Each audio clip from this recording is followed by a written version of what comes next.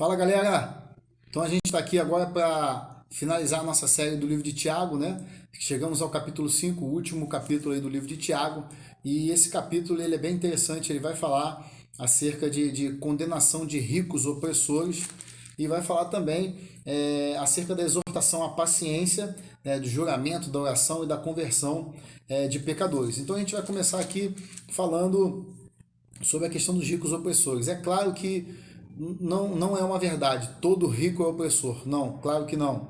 Todo pobre é coitado. Não, claro que não. Tem pobre soberbo, tem rico humilde, tem rico que é tranquilo, tem pobre opressor, e por aí vai. Então não é uma verdade.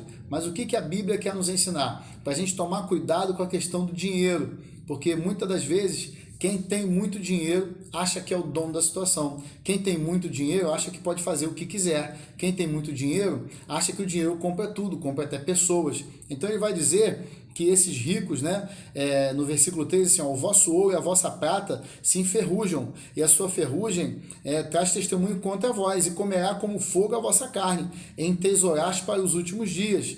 Né? Então está dizendo aqui que não adianta você ter todo o dinheiro do mundo e ser uma pessoa soberba, ser uma pessoa que tripudia dos outros, que ganhou riqueza às custas da tristeza ou do trabalho forçado de outros. Não adianta você pisar em alguém para ter sucesso. É isso que ele quer dizer aqui. Ele fala assim, ó, vocês viveram deliciosamente na terra, vos deleitastes, sesvastes os vossos corações, como num dia de matança.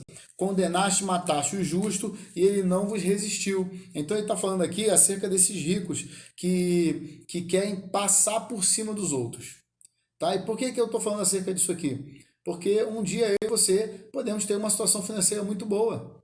Eu e você um dia podemos estar, como dizem por aí, por cima da carne seca. E não é por isso, porque eu estou numa situação financeira confortável, porque eu tenho muito dinheiro, não é por isso que eu vou pisar nas pessoas. Não é por isso que eu serei melhor ou pior do que alguém. Então guarde essa verdade no seu coração. A gente não pode achar que o dinheiro faz todas as coisas. Não, a gente não pode achar que o dinheiro nos dá o poder ilimitado para fazer o que queremos. Não podemos passar por cima dos outros. E a Bíblia condena isso, porque muitos ricos ceifam os trabalhadores pobres, usurpam os pobres, querem ter mais e mais, são gananciosos, tá? Volto a repetir, não são todos os ricos que são problemáticos, mas tem muita gente que por ter dinheiro acha que é melhor do que os outros. E é isso que Tiago está falando. Então, se Deus lhe der a oportunidade de você ter uma vida financeira próspera e abençoada, não quer dizer que você é melhor do que ninguém. Não quer dizer que você não deva ser educado, que você não deva ser gentil, que você não deva pedir por favor, com licença, né? Porque a gente conhece muitas histórias e vê muita gente que tem muito dinheiro, como dizem por aí, de nariz em pé, que acham que as outras pessoas são míseros trabalhadores para ele. Então a gente tem que tomar muito cuidado com essa situação, porque esses aí serão condenados. Tá? E aí ele vai falar sobre a exortação sobre a paciência. Né? Ele fala, sedes pacientes até a vinda do Senhor. O lavrador espera o precioso fruto da terra, aguardando com paciência até que receba a chuva temporã e a chuva seródia. Sede também pacientes, fortalecei o vosso coração, porque a vinda do Senhor é próxima. E aí você vai dizer para mim, mas desde que eu nasci eu escuto que Jesus vai voltar. Ele não voltou ainda. Desde que eu me entendo por gente, Jesus vai voltar e não voltou ainda. É verdade. Mas quando a gente olha os sinais por aí, a gente vê que o mundo está chegando a um ponto que realmente está próximo à vinda do Senhor. Alguns sinais da Bíblia já estão aparecendo, já estão se cumprindo. Né? Então a gente tem que estar atento e não podemos ficar nervosos nem impacientes. Temos que estar pacientes, aguardando a vinda do Senhor, na posição em que Deus nos chamou para estarmos, para que possamos, né, receber o nosso Mestre, para que possamos ouvir o chamado e para que possamos ser arrebatados naquele grande dia. Tá? Então temos que aguardar com paciência. E ele vai falar, olha, tomai por exemplo a aflição e paciência dos profetas que falaram no meu nome, né? Em que temos por bem-aventurados que sofreram. Eles sofreram muitos, profetas foram cerrados ao meio, profetas foram degolados, né? Foram mortos a fio de espada, mas eles estavam aguardando a vinda do Senhor. E tinham essa convicção. Então não importa pelo que você está passando, acalme-se, olhe para o Senhor, aguarde, porque Ele virá ao nosso socorro. É isso que Tiago quer dizer. Né? Ouviste como é que foi a paciência de Jó? Viu o que o Senhor lhe deu? Porque o Senhor é misericórdia e piedoso. Então, assim, Jó passou por todas aquelas tribulações. Jó, ele era justo, reto, não se desviava do caminho. A gente conhece a história de Jó, ele foi tocado por Satanás, perdeu a sua família, perdeu tudo que tinha, se coçou com um caco de telha, amaldiçoou o dia que ele nasceu, mas ele ficou firme ali, ele aprendeu mais do Senhor, e a Bíblia diz que ele ganhou tudo em dobro depois. Então, assim, tenha paciência. No meio das provações, das tribulações, creia. Jesus virá ao meu e ao seu socorro. Não importa o que você está passando, Jesus virá nos socorrer. Ele vai nos socorrer. No tempo certo, no momento certo, ele se apresentará e fará diferença na minha e na sua vida. Amém? E aí, ele vai dizer que a gente tem que jurar nem pelo céu, nem pela terra, nem que a gente tem que fazer nenhum outro tipo de juramento, mas que a nossa palavra seja sim, sim e não, não, para que a gente não caia em condenação. Então, o que que acontece? Eu juro que esse ano eu vou mudar. Eu juro que eu não farei mais isso com você. Tiago está nos ensinando, a palavra do Senhor está nos ensinando. Chega de jurar, isso não existe, não precisa. Mas que a tua palavra seja sim, sim e não, não. Hoje eu estarei com você e vou te ajudar em tal situação. Então vá. Se você disser que você vai, vá. Se você fizer algum acordo, cumpra o acordo. É isso que significa a sua palavra ser sim, sim e não, não. Então aprenda a zelar pela sua palavra, porque Deus zela pela palavra dele. Então nós somos servos do Senhor, temos que ter a nossa palavra. A nossa palavra tem que valer. Então quando eu abrir minha boca e falar eu estarei, eu estarei. Então é isso que ele quer dizer, não precisa jurar, mas que a sua palavra seja sim, sim ou não, não. Tá ok? E aí depois ele vai dizer que a oração vai salvar o doente. Se alguém tem alguém doente, chama os presbíteros da igreja, orem por ele, unge ele com óleo, né? E a oração da fé salvará o doente. O Senhor o levantará. E se houver cometido pecado, seriam perdoados. Ele está dizendo aqui que é o seguinte, ó, não importa a situação que você está passando, você está doente, você é pecador, você está numa situação ruim, quando você clamar ao Senhor, a oração da fé, ela salva o doente, ela nos tira do cativeiro, ela faz a diferença na nossa vida. E ela não só nos tira de situações reais, situações cotidianas, mas ela também nos salva da perdição. Ela perdoa pecado. Então, olha o poder que Deus nos dá através dessa oração da fé.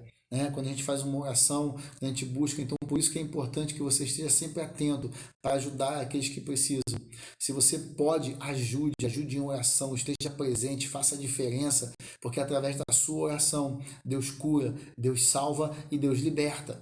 Tá? Depois ele vai dizer, confessai as vossas culpas uns aos outros, orai uns pelos outros, para que sareis. A oração feita por um justo pode muito seus efeitos.